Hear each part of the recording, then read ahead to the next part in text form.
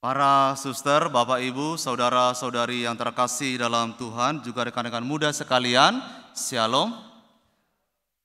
Senang rasanya kalau kita boleh merayakan Ekaristi itu dalam keadaan sehat. Harapannya sehat bukan hanya di luar, tapi juga di dalam hati. Saudara-saudari yang terkasih, salah satu hal yang penting untuk kita sadari dan kita waspadai dalam kehidupan rohani itu adalah pribadi iblis dan tipu daya muslihatnya. Iblis itu dapat mengubah dan memutarbalikkan perintah Tuhan.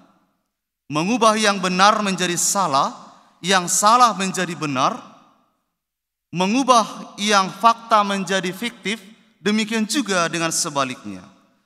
Dan yang lebih harus kita waspadai lagi ialah karena dia dapat meyakinkan kita dengan janji-janji manisnya yang dapat menghantar kita pada kebinasaan. Manusia pertama, Adam dan Hawa itu berhasil ditipu oleh iblis ini. Mereka memakan buah dari pohon yang dilarang oleh Tuhan. Sebenarnya mereka tahu dengan baik bahwa mereka tidak boleh memakan buah dari pohon terlarang itu. Buah-buah yang lain boleh. Dan mereka tahu kalau mereka makan itu, mereka akan mati.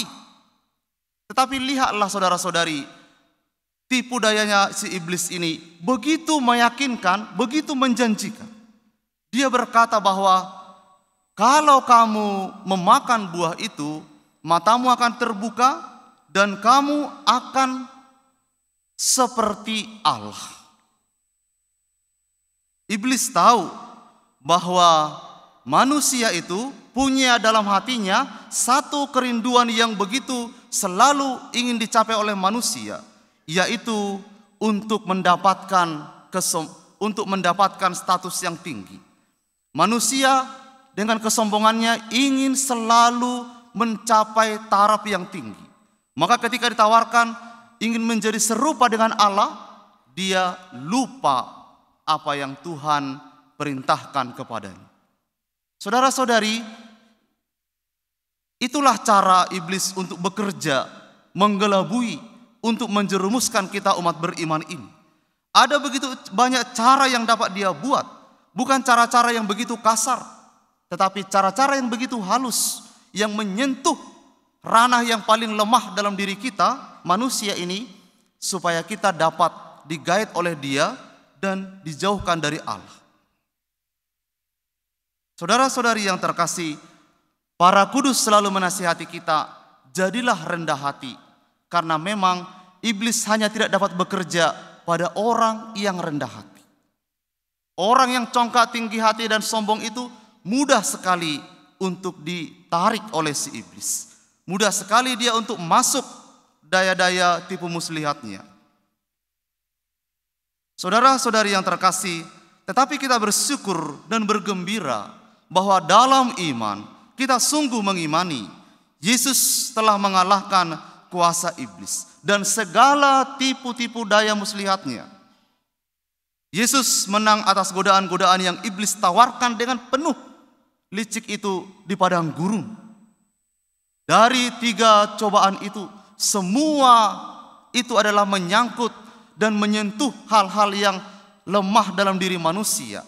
Tetapi lihat betapa Yesus itu mengalahkan semua godaan itu. Dan kiranya itu menjadi teladan bagi kita juga untuk mewaspadai ranah-ranah lemah itu, supaya kita juga boleh luput dari godaan-godaan iblis ini. Yesus juga mengusir roh dari orang yang kerasukan. Iblis itu tidaklah berdaya di hadapan Yesus yang maha kuasa ini. Ada banyak perikop dalam kitab suci di mana Yesus itu menghardik dan menaklukkan kuasa iblis ini. Salah satunya misalnya dalam Markus bab 5 ayat 6 sampai 8. Di hadapan Yesus, iblis itu berteriak, "Apa urusanmu dengan aku, hai Yesus anak Allah yang maha tinggi? Demi Allah, jangan siksa aku." Saudara-saudari, Kalau demikian, Yesus telah mengalahkan iblis ini. Mungkin kita bertanya, mengapa toh dia masih bekerja? Iya, iblis itu bekerja karena dia tahu tidak semua dari antara kita ini orang-orang yang mau setia hidup dalam Yesus. Maka yang dapat digoda oleh iblis dan digait oleh iblis itu adalah kita-kita yang imannya lemah, yang barangkali jauh hidupnya dari Tuhan. Itu yang akan dicari oleh si iblis. Memang dia akan menggoda juga orang-orang yang dekat dengan Tuhan. Tetapi dari pengalaman para kudus dan pengalaman kita bersama, orang yang dekat dengan Tuhan, godaan itu dapat dilampaui dengan baik, dengan berhasil.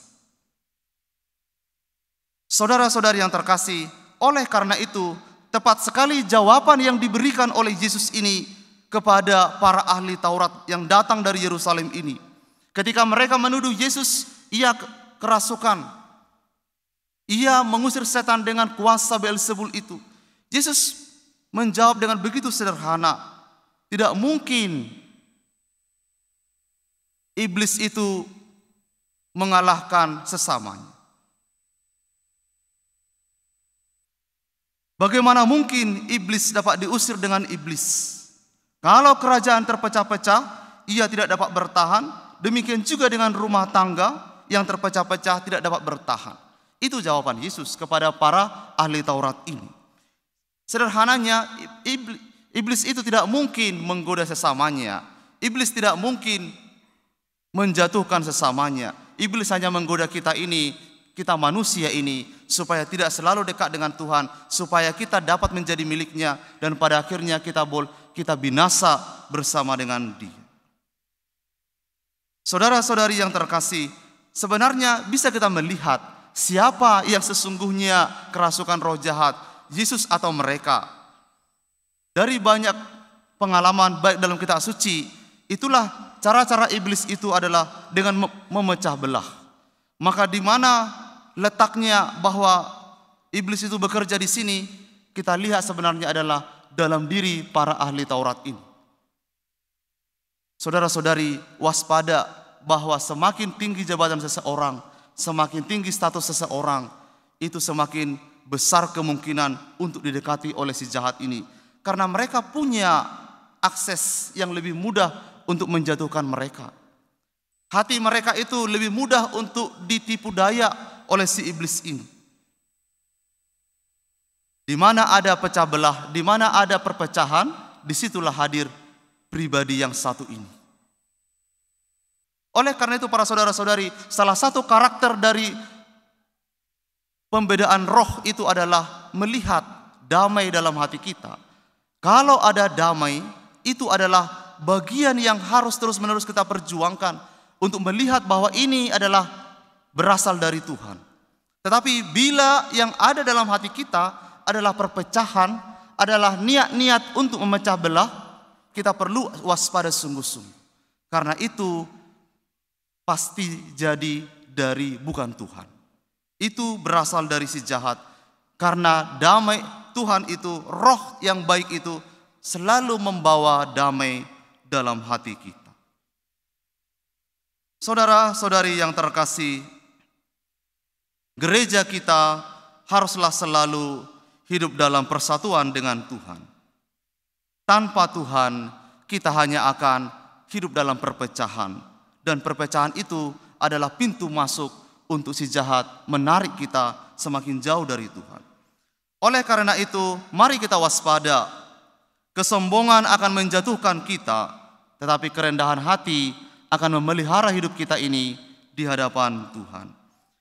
Dibaptis menjadi anak Allah dalam gereja Katolik yang kudus tidaklah otomatis membuat kita menjadi orang yang kebal akan si jahat. Begitu banyak orang-orang yang terbaptis, yang dibaptis dalam gereja Katolik yang kudus ini, tapi juga pada saat yang sama mereka juga bekerja bersama dengan iblis itu. Mereka bekerja dengan cara-cara tipu muslihat mereka. Saudara-saudari, mengapa kita begitu harus waspada? Karena iblis itu bekerja tidak akan melakukan sesuatu yang begitu kelihatan. Kalau tiba-tiba di sini ada yang kerasukan setan, mungkin kita semua langsung berteriak, lalu kita mencari bantuan spiritual, bukan? Ya. Tetapi lihatlah, itu level yang paling sederhana yang dibuat oleh si jahat.